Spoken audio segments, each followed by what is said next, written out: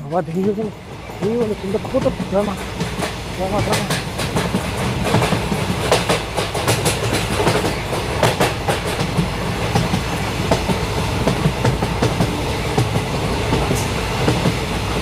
আজকেও লেট হয়ে গেল।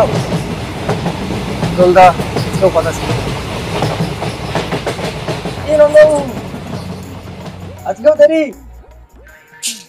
আপনারই জামানা, সরকারি চাকরি তো বোঝো না, বাপের সম্পত্তি, যখন ইচ্ছা যাবে যখন ইচ্ছা আসবে, করুক না আমাদের মতো, তা বেরিয়ে যাবে। হ্যাঁ কাকা, কত হলো তোমার?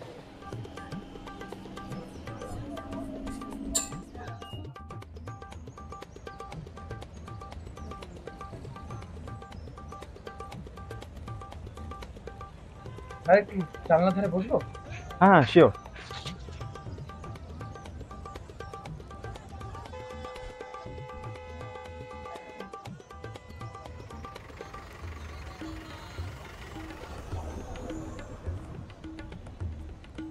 দাদা নাটক হচ্ছে নাকি? তাড়াতাড়ি চলো, দেরি হচ্ছে তো।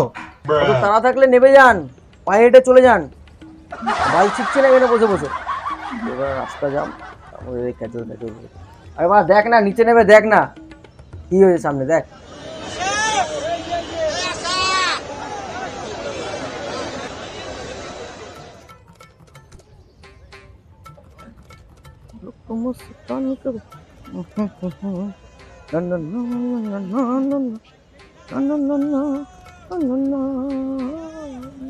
ও দাদা, হুম, কত দূর?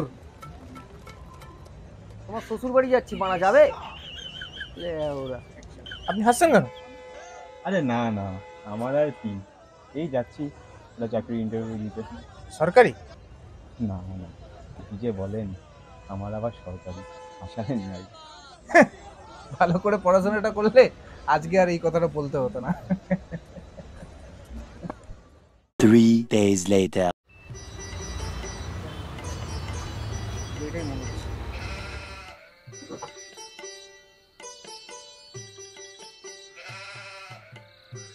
শিবালের বাড়িতে ভাড়া বেলি নেই তো। ঘটকদা, খাবার এসছো তো? কি টাকা? কিসের টাকা? আমি তো তখনই আপনাদেরকে বলেছিলাম যে ভালো একটা এনআরআই ছেলে আছে, ভালো ছেলেটা দেখে মেয়েকে বিয়ে দিয়ে দিন। না, আপনার তো সরকারি চাকরি দরকার, নিন বুঝুন ঠেলা। কি হয়েছে দাদা? দাঁড়াও বলছি। পঞ্জিকাটা কই গেল? চশমা, এই যে চশমা পেয়েছি, পঞ্জিকা পেয়েছি।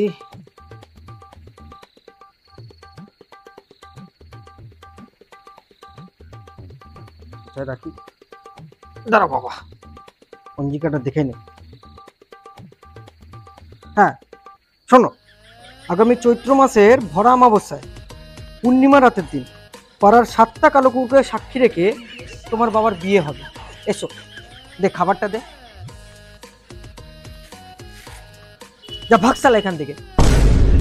আরে যাচ্ছি বাবা, এরকম করছো কেন? এরকম বললো কেন? চাকরি চলে গেছে, কি তো খবরটা চালিয়ে। হাইকোর্টের রায় কিন্তু বহাল রাখলো সর্বোচ্চ আদালত, যেখানে সর্বোচ্চ আদালতে প্রধান বিচারপতির বেঞ্চ আজকে জানিয়ে দিল যে 2016 এসএসসি পুরো প্যানেল বাতিল করা হচ্ছে। সরকারি চাকরি চলে গেল। আদিত্যকে এখনই বলতে হবে, ফোন করি।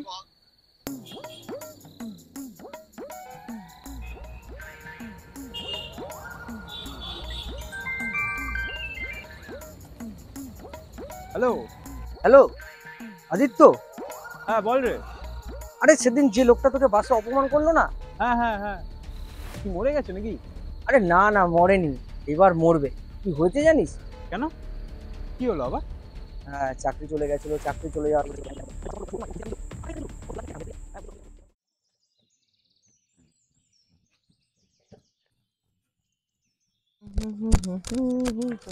আরে আরে আরে ও নন্দদা, আরে চললে কোথায়?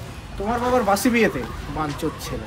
আরে ওটাই ভালো হবে, চাকরিটা তো আর নেই, এখন আমার বাবার বিয়েকেই কাটাতে হবে।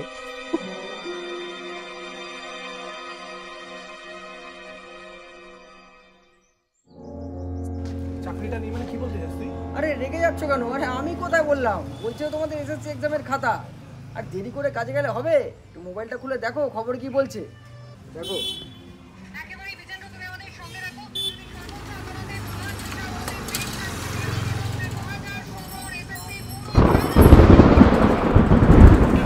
আমার 2016-র এসএসসি প্যানেল না, পুরো চাকরি তো চলে গেল। যাও বাবার বিয়ে খাও। রায় কিন্তু আজকে সুপ্রিম কোর্ট বহাল রেখেছে। 25,753 জনের চাকরি বাতিল। সমাজে আমি মুখ দেখাবো কি করে? সবাই তো ভাববে আমিও টাকা দিয়ে চাকরি পেয়েছি। এবার আমি কি করব? সামনে EMI date. Sir, Rajas finance থেকে জয়ন্ত কথা বলছিলাম স্যার। স্যার, সামনের মাসের 2 তারিখে আপনার ইএমআইটা কাটার ডেট রয়েছে। কাইন্ডলি ব্যালেন্সটা অ্যাভেলেবেল রাখবেন। Thank you sir. মা বাবার ওষুধও তো কিনতে হবে, হ্যাঁ, মেয়ের স্কুলের ফিসও তো দিতে হবে। কি করব এবার?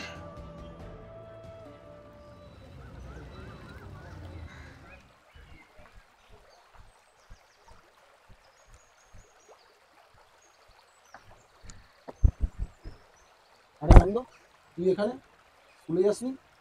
চাকরিটা নেই, কি করে মুখ দেখাবো সমাজের কাছে? আমার কি দোষ বল?